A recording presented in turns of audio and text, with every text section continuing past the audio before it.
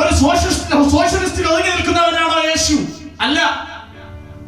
ലോകം അവനെ ഒരു പല ദേവന്മാരിൽ ഒരുവനായി അവതരിപ്പിക്കുന്നുണ്ട്. എന്റെ ചോദ്യം, പല ദേവന്മാരിൽ ഒരുവനായി ഒതുങ്ങി നിൽക്കുന്നവനാണോ ഞാൻ പ്രസംഗിക്കുന്ന, നമ്മൾ ശ്രമിക്കുന്ന യേശു? അല്ല. ലോകം അവനെ പല മായാജാലങ്ങളും കാട്ടുന്ന ഒരു മാന്ത്രികനായി അവതരിപ്പിക്കുന്നു. എന്റെ ചോദ്യം, ഒരു മാന്ത്രികനായി അവതരിച്ചവനാണോ യേശു? അല്ല.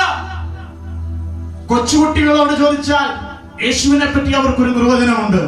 പ്രായമുള്ളവരോട് ചോദിച്ചാൽ യേശുവിനെ പറ്റി അവർക്കൊരു നിർവചനമുണ്ട്. ലോകത്തിൽ പലർക്കും പലതും യേശുവിനെ പറ്റി നിർവചിക്കുവാനുണ്ട്. ഇന്ന് ക്രൈസ്റ്റ് അംബാസഡേഴ്സ് എന്ന് പറഞ്ഞ ഈ മീറ്റിംഗിനെ ഒത്തിരിക്കുന്ന നിങ്ങളോട് ഞാൻ ചോദിക്കുന്നു, യേശുവിനെ പറ്റി നിങ്ങൾക്കുള്ള അറിവെന്താ? ഇന്ന് പ്രസംഗിക്കപ്പെടുന്ന വേദികളിൽ യേശുവിനെ എപ്രകാരം അവതരിപ്പിക്കുന്നു? ആധുനിക വേദികളിൽ യേശുവിനെ നന്മകളുടെ ഉറവിടമായി അവതരിപ്പിക്കുമ്പോൾ, ആധുനിക പ്രസംഗ വേദികൾ യേശുവിനെ ഉപജീവനത്തിന്റെ ഉപാധിയായി അവതരിപ്പിക്കപ്പെടുമ്പോൾ, ആധുനിക പ്രസംഗ വേദികൾ യേശുവിനെ സൗഖ്യം മാത്രം നൽകുന്നവരായി അവതരിപ്പിക്കുമ്പോൾ, ആധുനിക പ്രസംഗ വേദികൾ യേശുവിനെ നന്മകൾ വാരിക്കോരി തരുന്നവരായി മാത്രം അവതരിപ്പിക്കുമ്പോൾ, ആധുനിക പ്രസംഗ വേദികൾ യേശുവിനെ അനുഗ്രഹത്തിന്റെ ദാതാവായി അവതരിപ്പിക്കുമ്പോൾ, എന്നോട് ചോദിച്ചാൽ, പുതിയ നിയമത്തിലെ വിശ്വാസികളോട് ചോദിച്ചാൽ നമുക്ക് പറയാനുള്ളത്, അനുഗ്രഹം തന്ന് എന്റെ കീശ നിറയ്ക്കുന്ന, എനിക്ക് ജോലി തന്ന്, എനിക്ക് വണ്ടി തന്ന്, എനിക്ക് കാർ തന്ന്, നാലാൾ കാണെ എന്റെ കോണം ഉയർത്തിപ്പിടിക്കുവാൻ എന്നെ സാധിപ്പിച്ചത് യേശുവാണെന്ന് പറഞ്ഞ് നിർത്തുവാനല്ല, മറിച്ച് ലോകത്തിന്റെ പാപത്തെ ചുമക്കുന്ന ദൈവത്തിന്റെ കുഞ്ഞാട്, അതാണ് ഞാൻ സേവിക്കുന്നത് എന്റെ യേശു. ഇത് പേരുകളിൽ പ്രസംഗിക്കപ്പെടാതിരിക്കുന്നിടത്തോളം കാലം ജനം കർത്താവിലേക്ക് മടങ്ങി വരത്തില്ല. അവൻ പാപത്തെ വഹിക്കുന്നവൻ, അവൻ ശാപത്തെ മാറ്റിയവൻ, കാൽവരി ക്രൂശിൽ എനിക്കും ഉയരവുമായുള്ള വേർപാടിനെ ഉടച്ചു നീക്കിയവൻ, വേർപാടിന്റെ മതിൽ ഒടിച്ചു കളഞ്ഞവൻ, ഇരുപക്ഷത്തെയും ഒന്നാക്കി മാറ്റിയവൻ, അവനാണ് യേശു. ആ കർത്താവിനെയല്ലേ പ്രസംഗിക്കേണ്ടത്? യേശുവിനെ പറ്റിയുള്ള ചില നിർവചനങ്ങൾ പഴയ നിയമത്തിൽ യേശുവിനെ നോക്കിയാൽ കാണുവാൻ സാധിക്കും. യേശു സ്ത്രീയുടെ സന്തതി പറയപ്പെട്ടത് വ്യക്തമായി. എന്തുകൊണ്ട് യേശു സ്ത്രീയുടെ സന്തതി? ആദ്യത്തെ പ്രവചന ദൂതി പ്രകാരം സ്ത്രീയുടെ സന്തതി സർപ്പത്തിന്റെ തല തകർക്കും. എന്താ സ്ത്രീയുടെ സന്തതി സർപ്പത്തിന്റെ തല തകർക്കും എന്ന് പറഞ്ഞത്? ഏദൻ തോട്ടത്തിൽ കർത്താവിനാൽ ആക്കപ്പെട്ട മനുഷ്യനെ ഫലങ്ങൾ നൽകി വശീകരിച്ച സാത്താൻ അവന്റെ തേജസ്സിൽ നിന്ന് അവനെ പടിക്ക് പുറത്താക്കി, പിണ്ടം വെച്ച് പടിക്ക് പുറത്താക്കി അകറ്റി നിർത്തിയപ്പോൾ, ദൈവമക്കളെ ഒരു കാര്യം അതിൽ കൂടി നിങ്ങളോട് ഞാൻ വിളിച്ചു പറയാം. ഒരുപക്ഷെ ജോലി എന്നുള്ള ഫലമായിരിക്കാം, ഒരുപക്ഷെ സാമ്പത്തിക നന്മ എന്നുള്ള ഫലമായിരിക്കാം, ഒരുപക്ഷെ സ്വാധീനം എന്നുള്ള ഫലമായിരിക്കാം. ഇങ്ങനെയൊക്കെ തന്നെ സാത്താൻ നിന്നെ ഏദൻ പരദീസയ്ക്ക് പുറത്തേക്ക് വലിച്ചെറിഞ്ഞ് കളയുമ്പോൾ ഒരു ദൂത് അവിടെ വെളിപ്പെട്ടു. ഇതാ സ്ത്രീയുടെ സന്തതി സർപ്പത്തിന്റെ തല തകർക്കും. യേശുവാര് മനുഷ്യന് ദൈവത്തോട് അടുക്കുവാൻ കഴിയാതെ വണ്ണം ഏദൻ തോട്ടത്തിന്റെ വാതിൽക്കൽ ദൂതന്മാരെ ഊരിപ്പിടിച്ച വാളുമായി, കറങ്ങുന്ന വാളുമായി ഏദൻ തോട്ടത്തിന് കാവലാക്കി നിർത്തിയപ്പോൾ, അടിയനെ അയക്കണമേ എന്നരുളി ചെയ്ത് ആ വാളിന്റെ വായ്ത്തലയാൽ യാഗമായി തീർന്നു എനിക്ക് പിതാവേ എന്ന് വിളിക്കുവാൻ എനിക്ക് പുത്രത്വത്തിന്റെ അവകാശത്തെ തന്നവനായ യേശു. എന്തുകൊണ്ട് പ്രസംഗവേളകളിൽ ഇന്നിത് പ്രസംഗിക്കുന്നില്ല? കാരണം ഇത് കേൾക്കുവാൻ ജനത്തിന് മനസ്സില്ല. അവർക്ക് സൗഖ്യം മതി, അവർക്ക് സമ്പത്ത് മതി, അവർക്ക് അനുഗ്രഹം മതി, യേശുവിനെ വേണ്ട. ദൈവസഭ, ദൈവജനം യേശുവിലേക്ക് മടങ്ങി വരണം. രണ്ട്,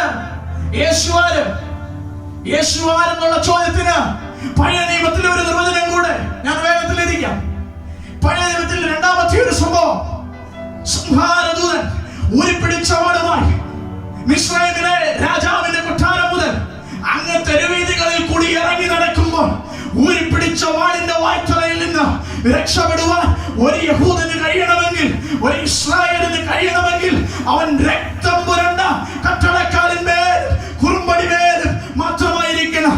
അവിടെ നിന്നുകൊണ്ടൊരു ദൂതി ഞാൻ പറയാം. ശത്രു തകർക്കുവാൻ നോക്കിയപ്പോ, ശത്രു മുടിച്ചു കളവാൻ നോക്കിയപ്പോ എന്തുകൊണ്ടാ തകരാതെ നിൽക്കുന്നതെന്നറിയാമോ?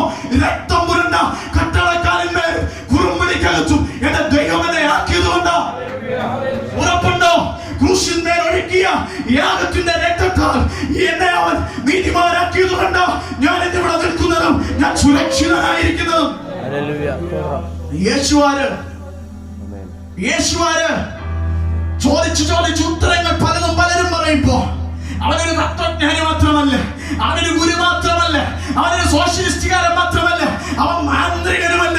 അവൻ സാക്ഷാ എന്റെ പ്രാണപ്രിയനായവൻ, അവൻ സാക്ഷാ എന്റെ എല്ലാമായവൻ, അവൻ സാക്ഷാ എന്റെ ഭാവിയായവൻ.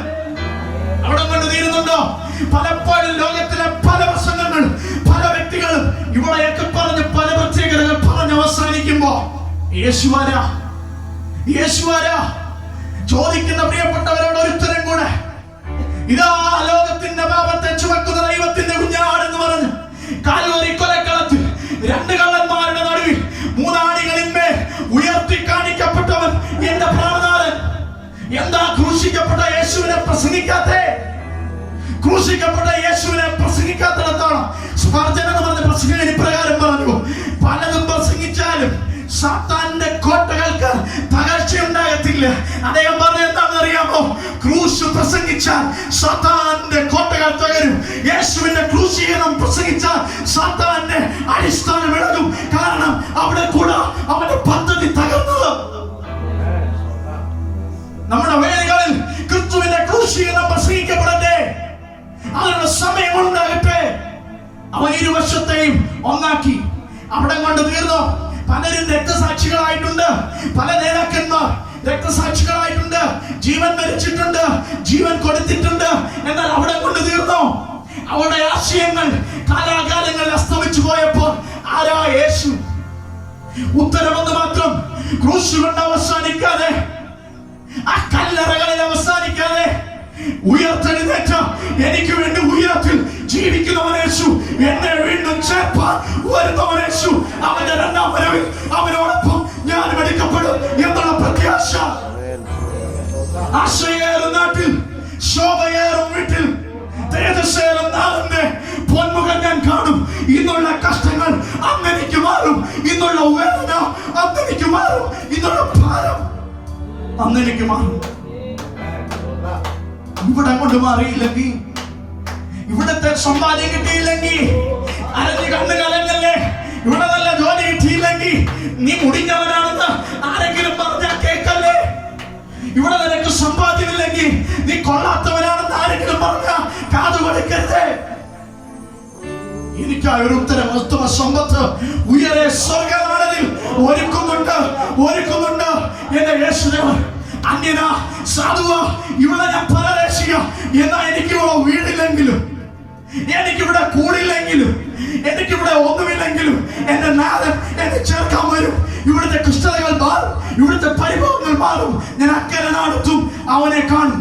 അങ്ങനെയെങ്കിൽ എന്റെ ജനനം മുതൽ എന്റെ ജീവിതത്തിൽ, എന്റെ മരണത്തിൽ അവിടെ കൊണ്ട് അവസാനിക്കാതെ എന്നെ നിത്യനാട്ടിലെത്തിക്കുന്ന എന്റെ അരുമനാഥൻ, ആ പ്രാണപ്രിയം മടങ്ങി വരാറായി, ആ പ്രാണപ്രിയം എന്നെ ചേർപ്പാൻ വരാറായി. അവന്റെ വരവിന് വേണ്ടി ഒരുങ്ങാം, പ്രത്യാശ നിറയാം. സമയം അനുവദിച്ചു ദൈവദാസനോടും സ്വീകരിച്ചു നന്ദി അറിയിച്ചുകൊണ്ട് ഞാൻ ദൈവം നമ്മളെ അനുഗ്രഹിക്കട്ടെ.